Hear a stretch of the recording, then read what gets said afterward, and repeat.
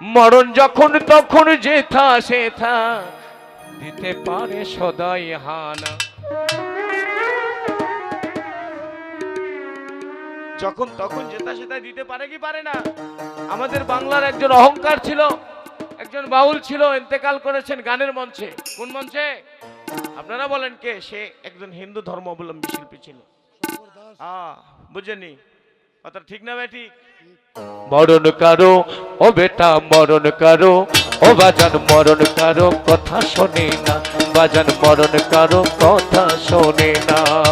এ মরণ যখন তখন যেথা সেথা, আর যখন তখন যেথা সেথা দিতে পারে সদাই হানা। মরণ কারো ও বাবা, মরণ কারো কথা শোনে না বাবাজি, মরণ কারো কথা শোনে।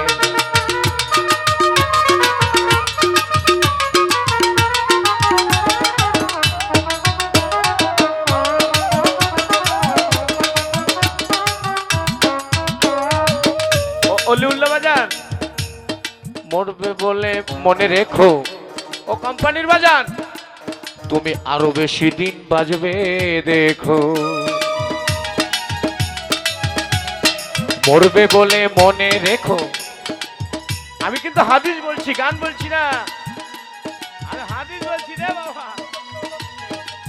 মরবে বলে মনে রেখো, আরো বেশি দিন বাজবে দেখো। ও পারলে গুরুর কাছে কথা শেখো, পারলে গুরুর কাছে আমার দয়ালের কাছে। ও পারলে গুরুর কাছে কথা শেখো, মরণের দিন যাবে জানা। মরণ কারো ও বাবা, মরণ কারো কথা শোনে না বাবা, মরণ কারো কথা শোনে না।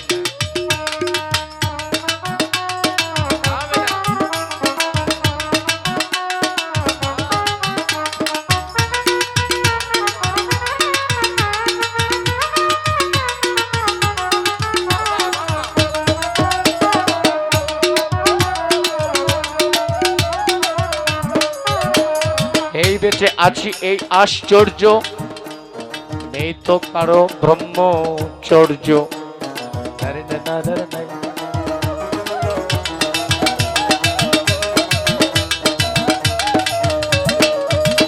এই তার মানে কি? ব্রহ্মচর্য মানে কি? যদি জানো তাহলে তো আর বলবো না। ব্রহ্মচর্য মানে হচ্ছে ছোট বড়কে সম্মান করা, ছোট বড়কে সম্মান করা, বড় ছোটকে স্নেহ ভালোবাসা মায়া দেওয়া। ঠিক না ভাই?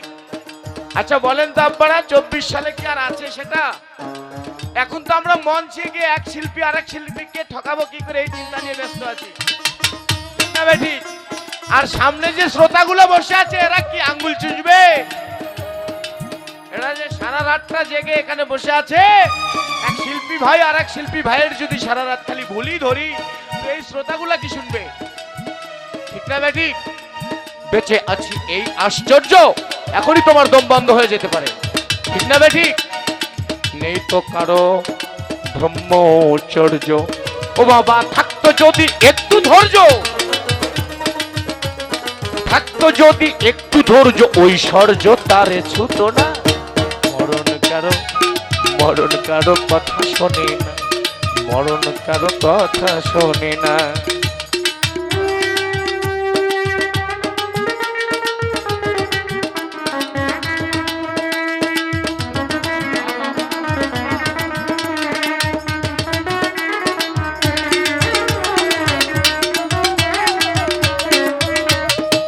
মদিনার মসজিদে মেম্বারে, মদিনার মেম্বারে দাঁড়িয়ে একদিন আমার নবী, দয়ান নবী, দিন দুনিয়া বাদশাহ হাবিবুল্লাহ নবী জনাবে মুহাম্মদুর রাসূলুল্লাহ নবী খুতবা দিচ্ছে।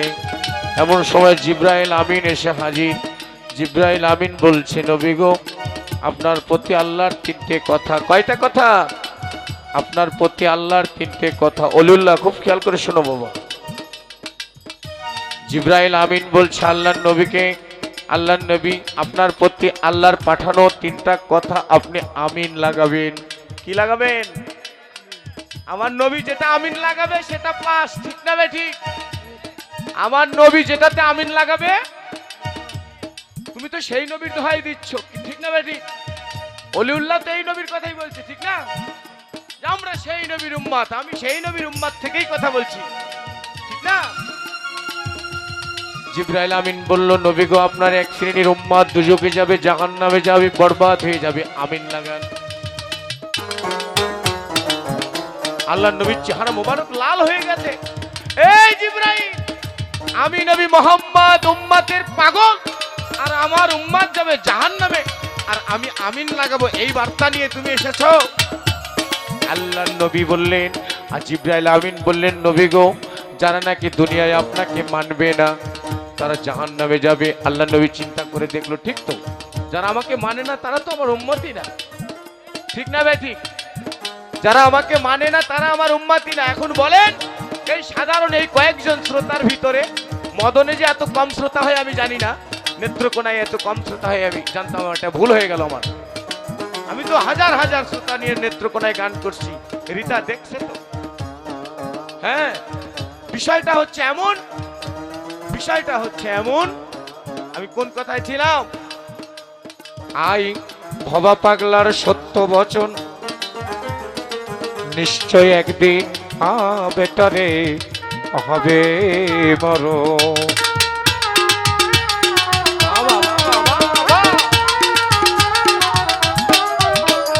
সাধক ভবা পাগলার সত্য বচন, নিশ্চয় একদিন হবে মরণ। সেদিন কি করবা?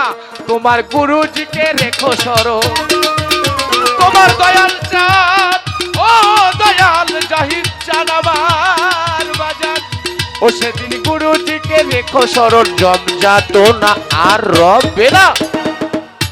মরণ কারো ও বাবা, মরণ কারো ও বাবা, মরণ কারো ও বাবা, মরণ কারো কথা শোনে না। এ মরণ যখন তখন যেথা সেথা, যখন তখন যেথা সেথা দিতে পারে সদাই হানা। মরণ কারো ও বাবা, মরণ কারো ও বাবা, মরণ কারো ও বাজান, মরণ কারো ও বাবা, মরণ কারো, মরণ কারো কথা শুনবে